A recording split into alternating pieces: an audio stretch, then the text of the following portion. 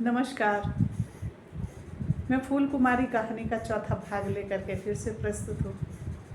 मेरे चैनल में आप सबका बहुत बहुत स्वागत है। तो चलिए अब देखते हैं क्या होता है।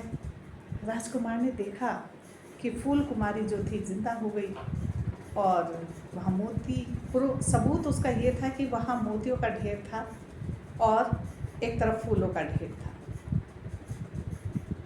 यही उसके लिए सबूत बहुत बड़ा था कि राजकुमारी जिंदा है। अब जो था उसने उसके लिए रोज वहाँ फल फूल भोजन सबकी व्यवस्था कर दी, जलपान की व्यवस्था की गई।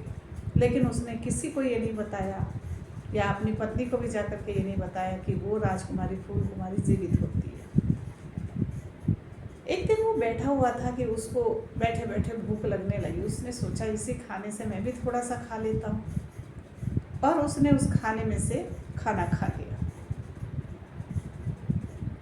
सत्यता का प्रचार था, धर्म अपने चारों पैरों पर खड़ा था, हर तरफ प्रकाश ही प्रकाश था, अंधकार नहीं था। तो देखिए फिर क्या हुआ। उसके झूठे भोजन को रात के समय जब उस फूल कुमारी जिंदा हुई, अब तो रोज मंत्री की बेटी रोज निकाल करके हाथ को खूंटी पर टांग देती और निश्चिंत रहती कि अब उसे कोई खौफ नहीं है, कोई खतरा नहीं है, ऐसा सोचती। बस उस फूल कुमारी ने जो था उसके अपने पति के झूठे भोजन को खा लिया और खा करके सो गई। उसको भी नहीं पता था कि ये झूठा भोजन है। खाने के कुछ समय के बाद अचानक से उसको अजीब लगने लगा फूल कुमारी को। अब वो गर्भवती हो गई। 9 महीने के बाद उसने एक सुंदर पुत्र को भी जन्म दे दिया। राजकुमार ने इस चीज़ को देख लिया था क्योंकि वो तो रोज आता था कि फूल कुमारी पहले से थोड़ा मोटी होती चली जा रही है, सुंदर होती जा रही है। फूल कुमारी के बेटा भी हो गया। अब एक दिन जब राजकुमार उस रोज ही आता था, जब सुबह को आया तो उसने देखा उसके बगल में जो बच्चा लेटा हुआ है वो रो रहा है। उसे लगा कि ये बच्चा किसका है, किसका हो सकता है, शायद कोई रख गया होगा इसके बराबर में। और उसने वहाँ नगरों में आसपास के क्षेत्रों में ढिंढोरा भी पिटवाया कि भाई किसी का बेटा यदि खो गया है तो वो राजमहल से आकर के ले ले। कोई नहीं आया तो उसने जाकर के वहीं पर उस फूल कुमारी के पास 2 दिन बाद उस बच्चे को रख दिया। अब फूल कुमारी जो थी रोज़ अपने बच्चे को रात को उठ के देखती, बहुत खुश होती, तो वो हंसती तो फूल ही फूल गिरते। लेकिन उसके भाग्य को देख करके सोच करके उसके भाग्य के बारे में बहुत रोती, तो मोती मोती गिरते, मोतियों का ढेर लग गया।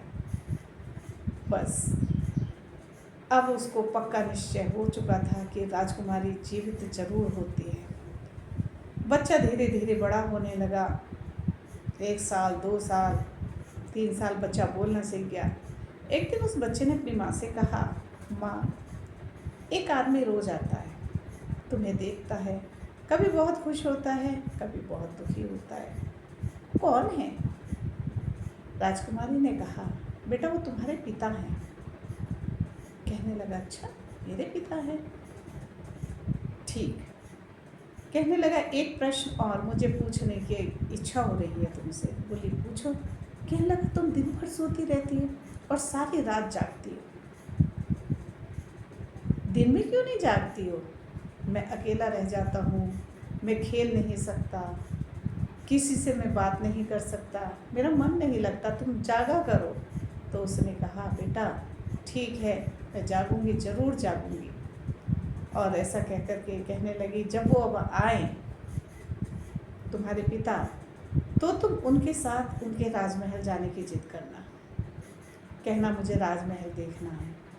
तुम वहाँ जाओगे, फिर उनसे उनकी रानियों की जिद करना। तो उनकी जो सबसे सुंदर रानी होगी उसके गले में उसने उसको ज़मीन पर एक मछली का डिज़ाइन बना करके दिखाया। कहने लगी कि ये डिज़ाइन का हार वो पहने हुए होगी, तुम उस हार को पकड़ लेना, छोड़ना मत, और लेकर के अपने गले में पहन लेना, फिर उसको वापस मत देना।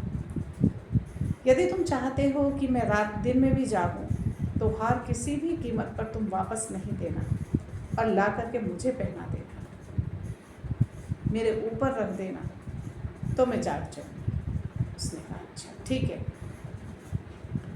अब जो था वो आया राजकुमार, तो उसने कहा सुनिए, मैं महाराज आपके साथ चलना चाहता हूँ। आप, मैंने सुना है यहाँ के राजा हैं। कहने लगा हाँ, मैं यहाँ का राजा हूँ कि तो मैं राजमहल देखना चाहता हूँ। कहने लगा ठीक है चलो। बच्चा बहुत प्यारा था, तो लेकिन राजकुमार को बताने वाला कोई नहीं था कि भाई ये तुम्हारा ही बेटा है।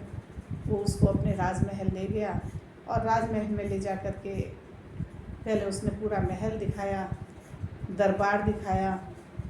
कहने लग मुझे आपकी रानियों को भी देखना है, आपकी सबसे सुंदर रानी कौन सी हैं, कितनी रानियां हैं, सब देखना है। उसने कहा अच्छा चलो।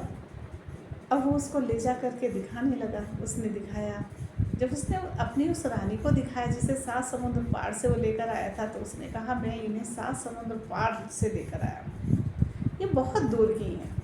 तो उसने कहा अच्छा ठीक है। अब उसने देखा, बच्चे की नज़र गई उसके गले में, तो वो हार उसके गले में झूल रहा था। कहने लगी अरे बड़ा प्यारा बच्चा है, किसका बच्चा है? कहने लगा ऐसे ही मेरी जानकारी में है। तो कहने लगी मुझे दे इसको।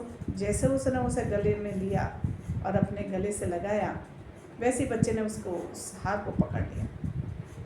कहने लगा मैं तो ये हार लूँगा, मैं तो ये हार लूँगा। वो कहने लगे अरे अरे बेटा टूट जाएगा, इसे छुओ मत, इसे छोड़ दो।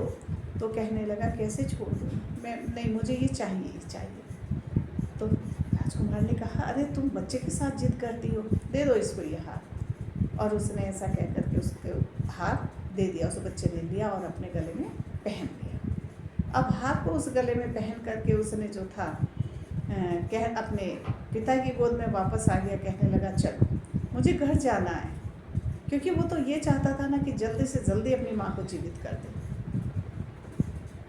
वापस जाने की जिद करने लगा, तो पीछे से उसने कहा मेरा हार तो देते जाओ। तो राजकुमार ने कहा ठहरो, इतने हार हैं तुम पर। उनमें से मैं बोली नहीं नहीं, ये मेरी सहेली की निशानी है, मैं इस हार को किसी को नहीं दूँगी, टूट जाएगा, मुझे ये हार चाहिए। कहने लगा ठीक है, मैं इसे छोड़ के आऊँगा ना तो मैं ये हार वापस ले आऊँगी। बोली ज़रूर ले आना, छोड़ना नहीं है, ये हार मैं नहीं छोड़ सकती किसी भी कीमत पर। अब जो था वो लेकर के उसे वापस, कहने लगा मुझे माँ के पास जाना है, मुझे माँ के पास जाना है। वो वापस ले जा करके उसने उसको उसकी माँ के पास छोड़ा। तो उसने फटाफट अपने गले से हार उतारा और अपनी माँ के गले ऊपर गले में लगा दिया। बच्चे से उसने हार लगाया, वैसे ही फूल कुमारी जीवित हो गई। फूल कुमारी जीवित हो गई तो सबसे पहले उठ करके वो बहुत रोई, बहुत रोई, बहुत, और इतना मोतियों का ढेर लग गया वहाँ पर। राजकुमार बोला तुम कैसे तो मरती थी या रोज़ कैसे ज़िंदा हो जाती थी? कहने लगी जब वो अपना हार उतारती थी तब उसने उसका रहस्य बताया कि जब वो हार उतार देती थी तब मैं जीवित हो जाती थी, और जब वो पहन लेती थी तो मैं मर जाती थी। अपने बेटे को दिन में के उजाले में देख करके बहुत खुश हुई, बहुत खुश हुई, और इतनी हंसी कि फूलों का ढेर लग गया अपने पति को और बेटे को देख करके। फिर उसने बताया कि ये बच्चा किसका है? कहने लगी ये बेटा आपका है, आप एक दिन भोजन करते करते यहाँ से चले गए, वो छोटा भोजन गलती से मैंने खा लिया और ईश्वर ने मुझे ये बेटा दे दिया। उसने कहा अच्छा। कहने लगा महल में चलो? कहने लगी हाँ, अब मैं महल में ज़रूर जाऊँगी। अब वो महल में गई, उसको देख करके मंत्री की बेटी के तो होश उड़ गए। कहने लगी फूल कुमारी तुम, क्या तुम जिंदा हो? कहने लगी हाँ, लेकिन तुम बहुत गद्दार निकली कि तुमने मुझे मौत के घाट उतारने की कोशिश की।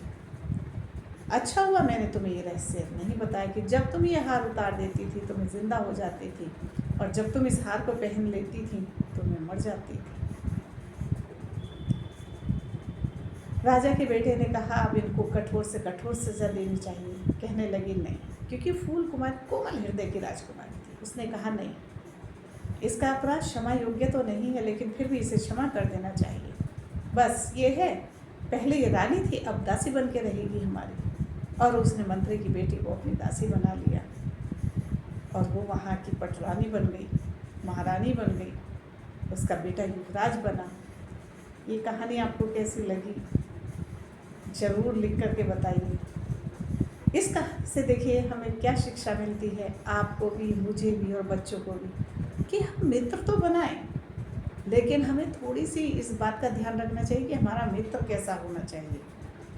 भोजन सभी करते हैं अच्छी और बुरी की, यानी कि अच्छाई और बुराई दोनों में अंतर हर किसी को पता चलता है। अपने सारे राज किसी दूसरे के सामने मत प्रस्तुत कीजिए, मित्र चाहे कैसा ही हो। लेकिन कुछ राज ऐसे होते हैं जो सिर्फ अपने तक ही सीमित होते हैं और वो अपने तक ही अच्छे लगते हैं।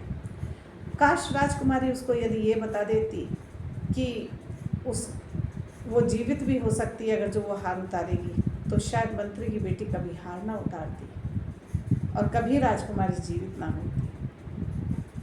चलिए, यही थी मेरी फूल कुमारी की कहानी। मेरे चैनल को सब्सक्राइब कीजिए, लाइक कीजिए, शेयर कीजिए, अपने मित्रों को शेयर कीजिए।